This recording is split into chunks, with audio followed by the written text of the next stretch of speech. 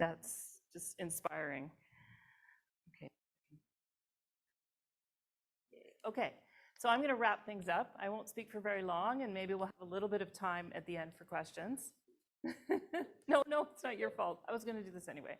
I'm going to talk about what the AIM Collective is and what we're trying to accomplish. Linda's already sort of alluded to what our goals and plans are, and I'm really hoping this is something that we'll be able to continue in the future because, in my view, it's been very successful so far. My name is Joanne LeFevre. I'm a professor at Carleton University, as you've already heard. I'm not a teacher.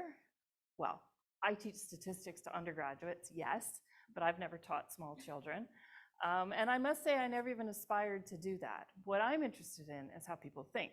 And so the research that I've done has been really focused on that. How does math come out of people's brains? What do you have to put in there to make that math come out?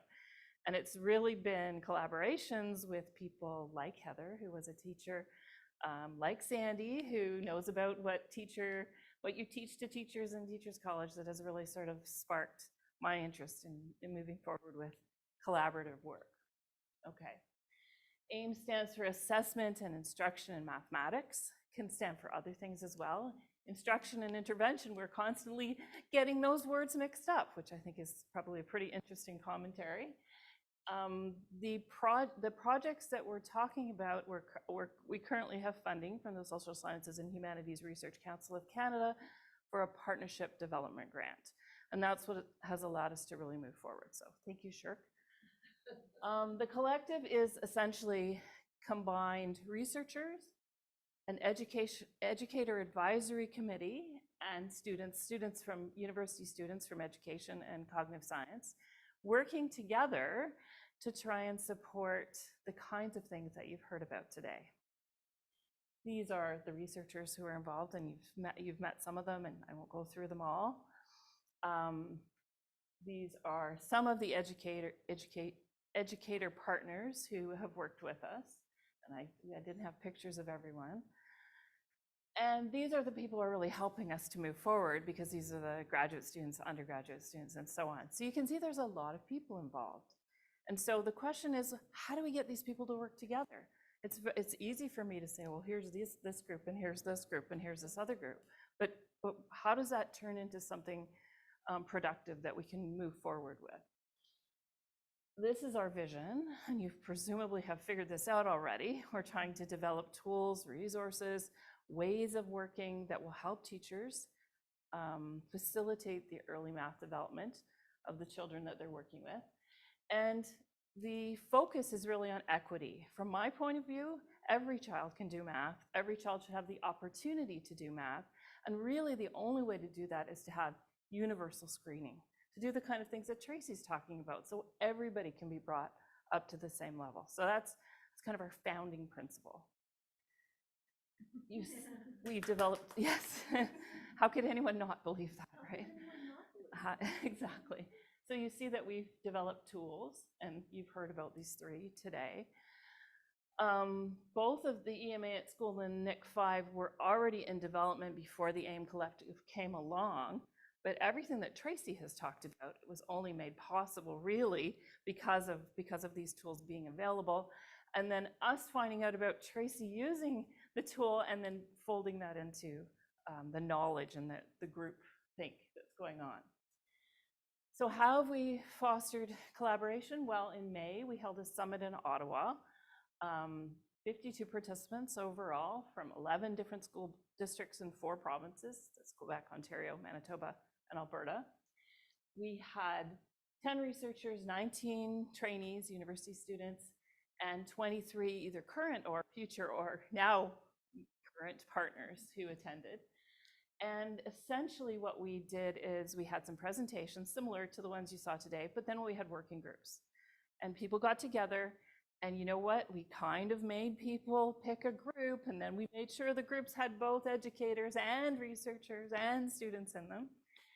And these were the 5 working groups. I'm just going to go through them really briefly to give you a sense for what kinds of questions we tried to address. The first one, we wanted to find out what kinds of tools are already out there. What are people doing? What we didn't really know. So we designed a survey. One of the working groups refined it, and it was given to approximately about 120 participants. And so we're processing those data now, and it's going to be used more. The questions were like, what kinds of math assessments are you aware of? What ones are available in your district? How are you using those? Because we don't know that, right? That information is not available. Another group looked at the assessment tools that were available and talked about refining those tools. What else do we need? What could be different? How can we use these even more effectively? A third group talked about developing professional development resources. And this is something Sandy is highly invested in and is critical, because if you want longevity of these ideas, you have to turn them into something that then can be given to multiple people over long periods of time. It's no good just to develop something that is going to happen once or twice, right? And then this question of what's next after assessment. We have more knowledge about assessment and less about intervention. Luckily, there are people like Tracy in the world who know how to turn these things into to go beyond the assessment to say, what do we do with this information? And finally, one group developed a communication strategy, and that's why we have these lovely slides. And this is the undergraduate and master's students in our group who are modern and understand all this stuff and are doing a great job. So I want to just mention that as well. Did people think this was a good thing? So beforehand, we asked them, what are your goals for the summit? Why are you coming here? And you can see they're interested, looking at ways to collaborate, making connections, finding out different perspectives from all the people that were involved. What were the strengths afterwards? They learned about assessment, they learned about research, they learned about the kinds of tools that were available. This seemed like a very successful outcome. Similarly, this is a quote from one of the educator participants. Most importantly, I learned that many others from across the country have similar goals. To me and my district, this is an excellent opportunity to build on each other's experience. So they liked connecting with each other. So didn't you say that it's all about connection, Linda? Yeah, I think you did. And when we asked them whether they'd want to do this again, 85% said they would be extremely likely to attend a similar event. And we've actually had a couple follow-ups with that even. So when's the next one going to be is the kind of questions that we're getting. So we're working on that. Whoops, wrong way. I want to tell you this little story about the kind of connections that were made. So you heard Julie talk about the NIC-5. She developed that in the Lester B. Pearson School District with the very important support from her superintendent and other such people. And a couple of representatives from that school district were at the summit. While they were there, they met a superintendent from the Louis Riel School District in Manitoba. His name's Ron. And Ron is very keen on having his having an early math strategy in his district. They got to talking. Ron said, I want to do some of this NIC-5 stuff. I want to have this in my school district. I want to see how it works. The people in Quebec, in Montreal, heard about this and said, Ron, bring your people to Montreal. Julie will give them the training and introduce them to the kits. We can go and visit some schools where this has been working, and we'll probably go out and have dinner together as well, right? So this would never have happened, right? There would have been no forum for this to happen. So I think I'm pretty confident that this is a successful kind of event to have. So by the numbers, many students have done the EMA. We've started to have some conference presentations. Heather has done many professional development sessions, as have Julie and Helen with the various tools. There's lots of stuff going on here. It's very rewarding. Now, my job out of all this is to get more money. Let's not beat around the bush here. We need to have funding that's a little bit more stable. The partnership development grant we have is great. We're about just over halfway through it though, so we have to look starting now what's going to come next. So partnership grant is probably the next step for us. I just wrote a Spencer grant. We've got, there's lots of things to do here. We want to extend the partnerships to going beyond the 4 provinces that we're currently working with, to bring other interested parties on board as well, and to get other kinds of partners involved too. We want to develop additional tools. So if you've got any ideas and you want to work on them, this is working well, this approach. And again, the long-term goal here is evidence-based professional development. That is something that will continue and carry forward. So that's all I have to say, but I'm happy to answer questions, or we can have questions for the rest of the group if we have a few more minutes. Thank you.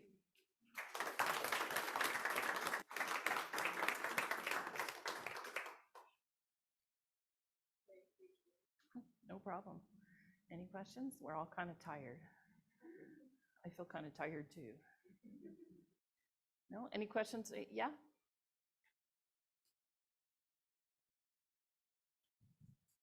Thank you. This question is for Patricia, right? Okay. Yeah. Tracy, yeah. So the way you designed the intervention looks like you're exiting students, over the weeks of the intervention. So, did you analyze this data, or is there a Sent plan it to analyze Carleton. It's kind of like a weird design. Yes. Thank you for the question.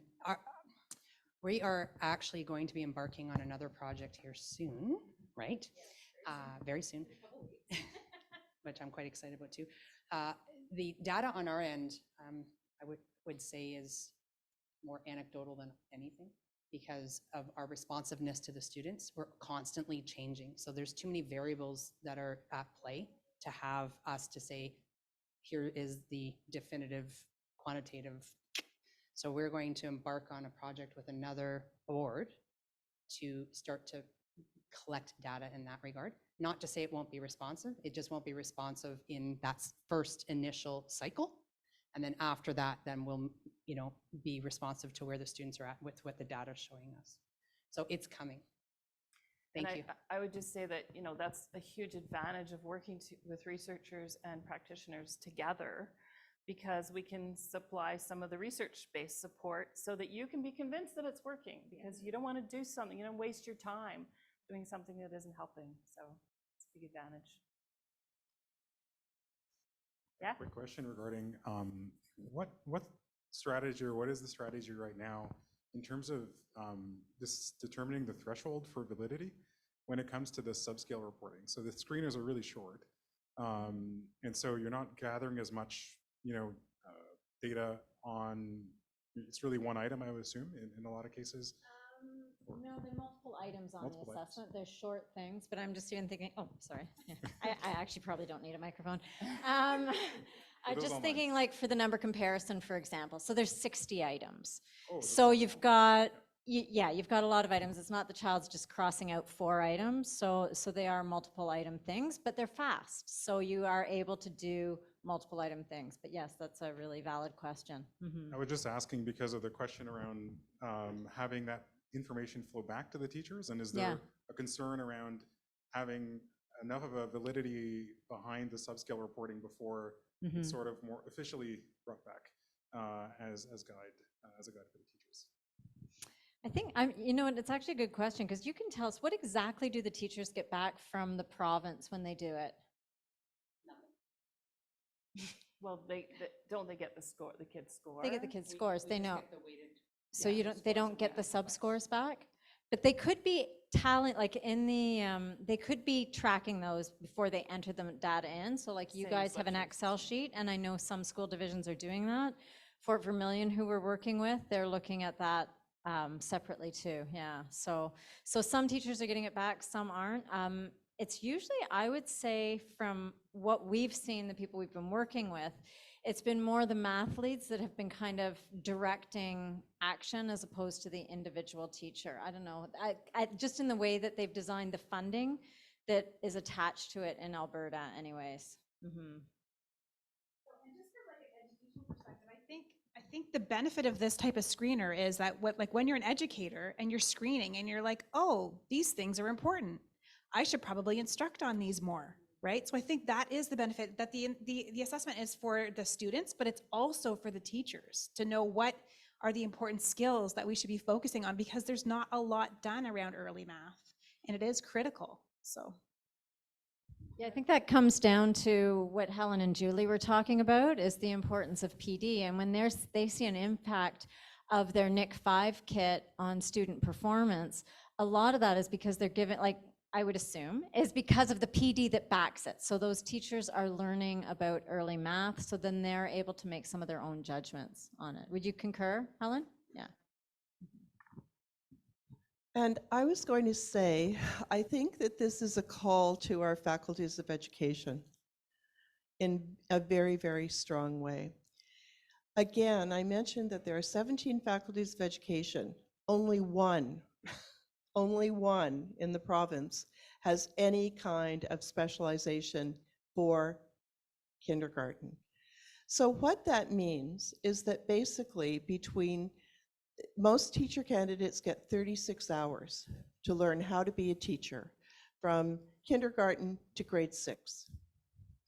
Kindergarten turns out to be probably one class at the end of the thinking about the whole thing.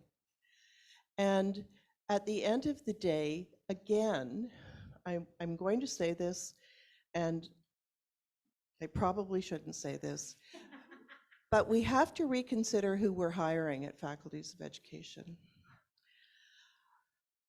I just wrote an article for the OAME Gazette.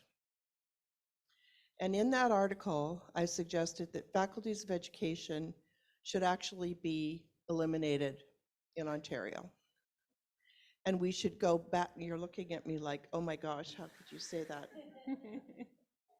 We actually need to go back to the teacher's college model, where we actually had master teachers in each of the subject areas, helping young teachers to learn how to be educators in the classroom, to care about their students.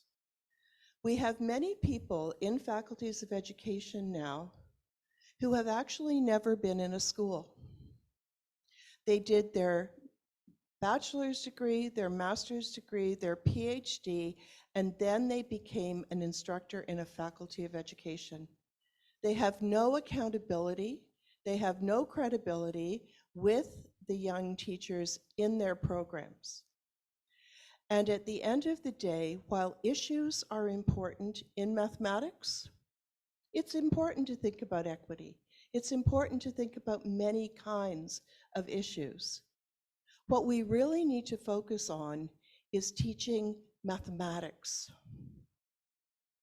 And unless we actually have an overhaul of those faculties of education, we're not going to be able to achieve these kinds of things. I've written the article for one place. I'm going to submit it to the conversation because I really want to be not an influencer, but a disruptor. We have to get some change happening. And if it doesn't happen at our faculties of education, it's not going to happen anywhere. So again, I thank you, because this is exactly, it should be an entire course at a faculty of education. 36 hours of this in order for all of these classes.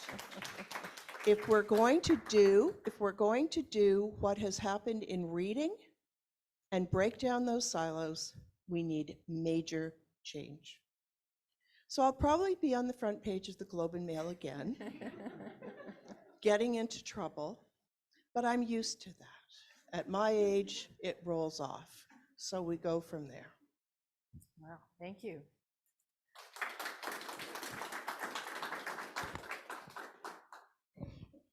Thank you so much.